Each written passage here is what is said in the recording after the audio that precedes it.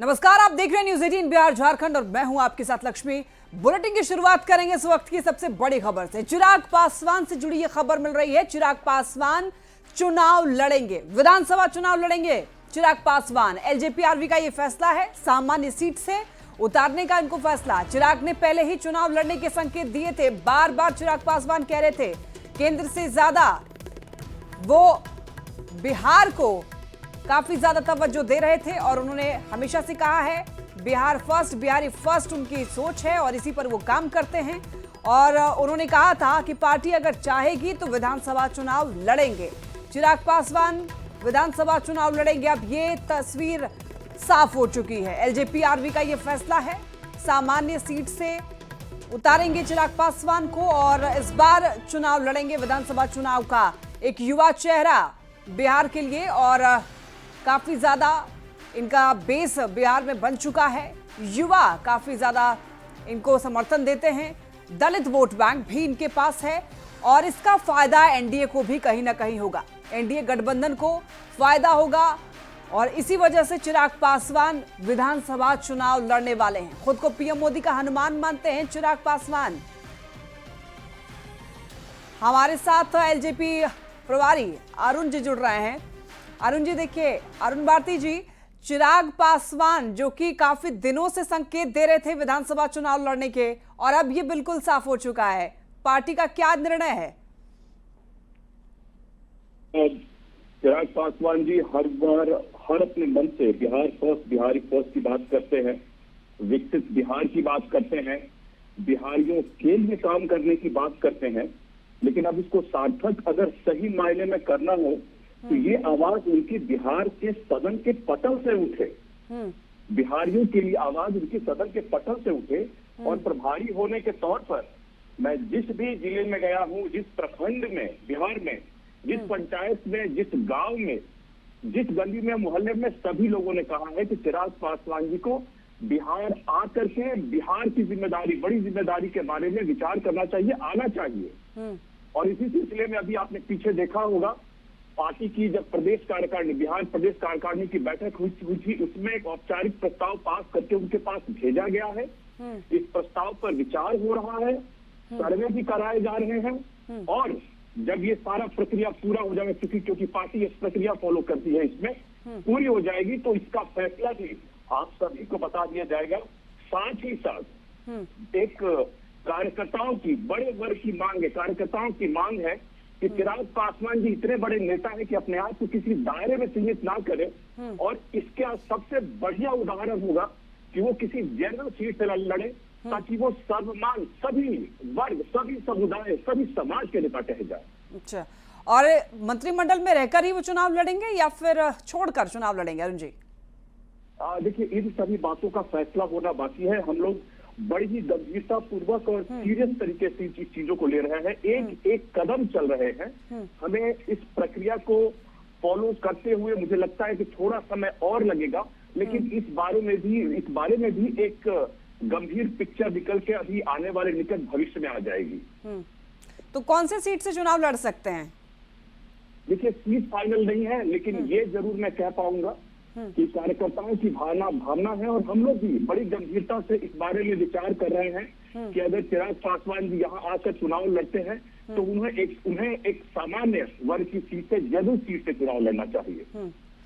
एक sitting MP रहते हुए अरुण जी, असेंबली सीट पे चुनाव लड़ने का सोचना, इस बारे में चिराग पासवान का ये बहुत बड़ा पॉलिटिकल मूव माना जा रहा है। इसे किस तरीके से मतलब देखा जाए?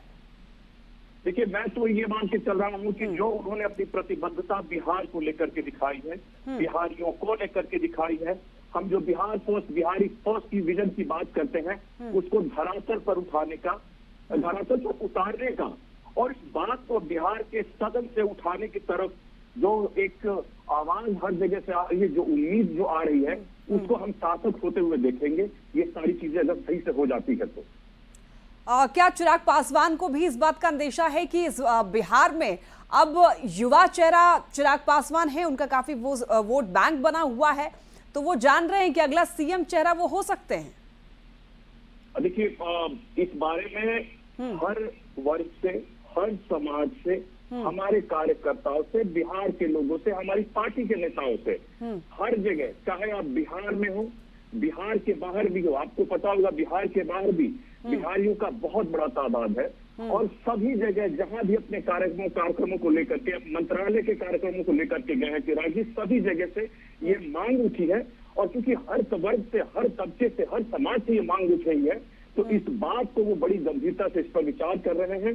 और उन्होंने कहा है कि इस बात को हम इतने हल्के में नहीं ले सकते, इसलिए इसको लेकर के जो भी सर्वे, जो भी आंतरिक प्रक्रिया पूरी होनी चाहिए, वो जरूर पूरा हो, ताकि जब मैं सामने आऊं इस बात को लेकर के, तो इस चीज का एक बड़ा मैसेज ये जाए कि आने वाले समय में चिराग पासवान जी बिहार को लेकर के कितने सीरियस है, और बिहार फर्स्ट को लेकर के कितने सीरियस है, और इसको कैसे धरातल पर उतारने के लिए उनका आगे का प्लान है। और अरुण जी, गठबंधन में क्या शीर्ष नेताओं का भी इस पर हामी है कि वो विधानसभा चुनाव लड़े? देखिए, बात तो गठबंधन के अंदर तय होगी, मगर एक बात मैं आपको स्पष्ट तौर पे कह पाऊंगा कि जहां भी जिन नेताओं से इस बारे में बातचीत होती है, सभी का कहना है कि चिराग पासवान जी आज के दिन में एनडीए का बिहार में एक बड़ा चेहरा है। सिर्फ बिहार में नहीं, पूरे भारत देश में एक बड़ा चेहरा है, सभी समाज से सभी लोगों में मान्य चेहरा है। तो इस बारे में आज नहीं तो कल चिराग पासवान जी को भी गंभीरता से विचार करना चाहिए, और यही प्रक्रिया पार्टी में चल रही है अभी। ठीक है, बहुत धन्यवाद अरुण जी हमारे साथ जुड़ने के लिए, अपनी राय रखने के लिए। तो अब यह साफ हो चुका है, चिराग पासवान विधानसभा चुनाव 2025 लड़ने वाले हैं, लेकिन किस सीट से चुनाव लड़ेंगे ये अभी साफ तौर पर नहीं बताया गया है। इस पर अभी निर्णय लेना बाकी है। लेकिन सबसे बड़ा सवाल यही उठ रहा है कि क्या केंद्रीय मंत्रिमंडल से इस्तीफा देंगे चिराग पासवान? और हमारे साथ दिवाकर तिवारी जुड़ रहे हैं, ब्यूरो चीफ झारखंड। दिवाकर जी, अब ये तस्वीर साफ हो चुकी है कि चिराग पासवान विधानसभा का चुनाव लड़ेंगे, लेकिन एक सिटिंग एमपी रहते हुए और असेंबली चुनाव लड़ना, इसका सपना देखना, क्या चिराग पासवान ये समझ रहे हैं कि अगला जो चेहरा वो चिराग पासवान हो सकते हैं, या फिर इसको प्रेशर पॉलिटिक्स की तरह भी देखा जा सकता है? देखो, चिराग पासवान ने जब ये बात जाहिर की थी कि वो सक्रिय भूमिका निभाना चाहते हैं बिहार की राजनीति में, तो ये उसके लिए पार्टी ने जो है स्ट्रेटजी भी उस तरीके से तय की है, और अब ये पृष्ठभूमि तैयार की जा रही है कि चिराग पासवान को नेता के तौर पे प्रोजेक्ट किया जाए। चिराग पासवान भले ही ये बात कह रहे हैं कि नीतीश कुमार ही अगले मुख्यमंत्री होंगे, मुख्यमंत्री के कैंडिडेट जो है एनडीए के नीतीश कुमार हैं, सीएम पद की कोई वैकेंसी बिहार में नहीं है, लेकिन चिराग पासवान खुद को जो है नीतीश कुमार के बाद जो है नेता के तौर पर प्रोजेक्ट करने की कोशिश कर रहे हैं। वो उनकी पार्टी की एक रणनीति है कि 2030 में जब चुनाव हो तो चिराग पासवान जो है सर्वमान्य नेता के तौर पे मुख्यमंत्री के चेहरे हों। तो ऐसे में लगातार जो है उनकी पार्टी धीरे धीरे अपने पत्ते खोल रही है। पहले उन्होंने कहा कि चिराग दिवाकर जी, आपको रोकना चाहूंगी, लौटूंगी आपके पास। हम के राष्ट्रीय अध्यक्ष सुमन जी हमारे साथ जुड़ रहे हैं, संतोष सुमन जी। संतोष जी, क्या कहेंगे आप? चिराग पासवान देखिए अब विधानसभा चुनाव लड़ने के लिए तैयार हैं, गठबंधन में इसको लेकर क्या निर्णय हो चुका है?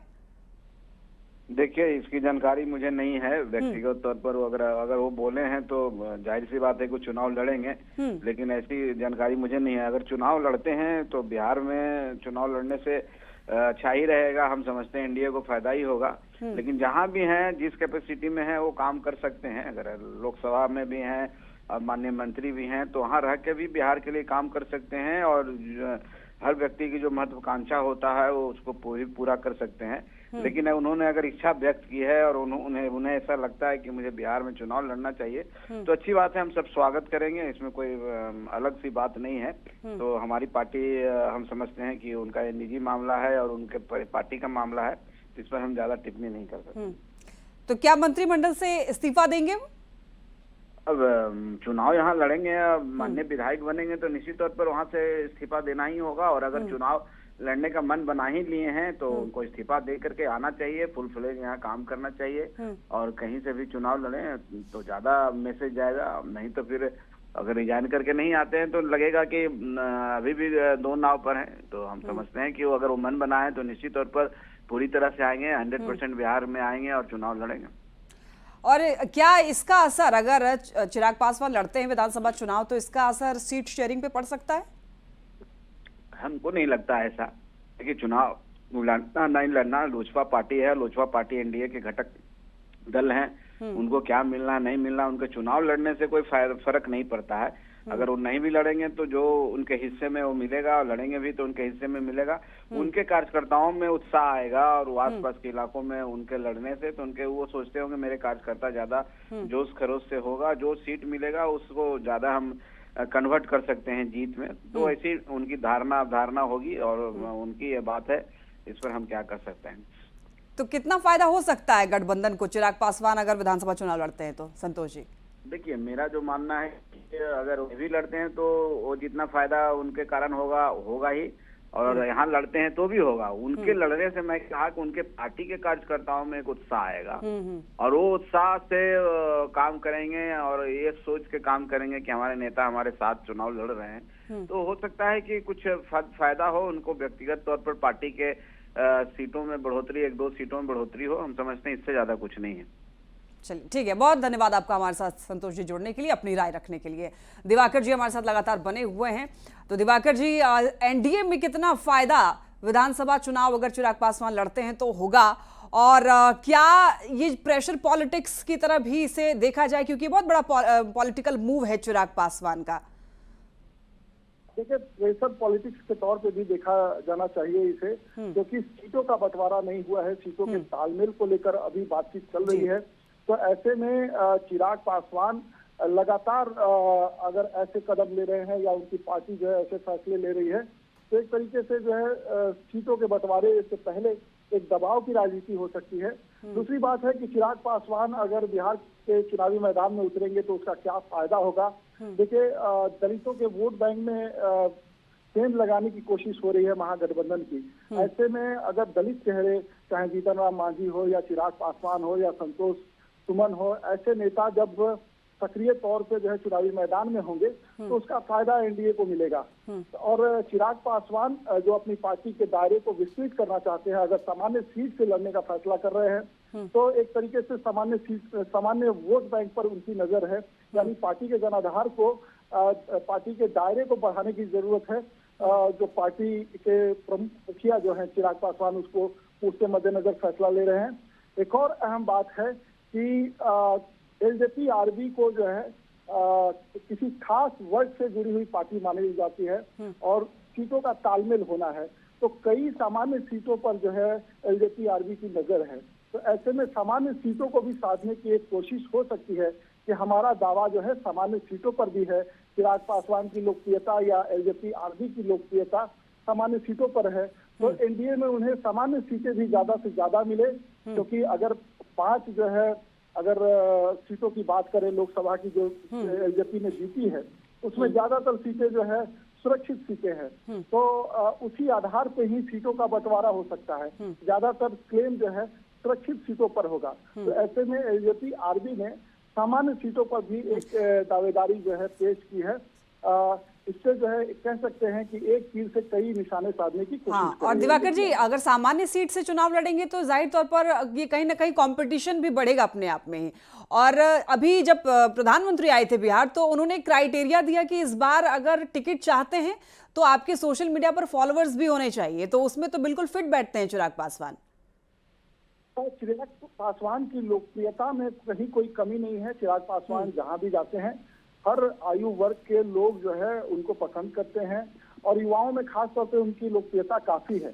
लेकिन जब वोट देने की बात होती है तो खास वर्ग के ही आधार पर चिराग पासवान की पार्टी जो है अपना दावा ठोकती है, और उनको उसी खास वर्ग से वोट भी मिलते हैं। अगर पिछले विधानसभा चुनाव की बात करें तो 5.66% यानी 6% के करीब वोट जो है चिराग पासवान की पार्टी को मिलता रहा है। ठीक है दिवाकर जी, तो देखिए अब बिहार विधानसभा चुनाव चिराग पासवान लड़ेंगे, इस बात पर मुहर लग चुकी है। बहुत धन्यवाद आपका हमारे साथ जुड़ने के लिए।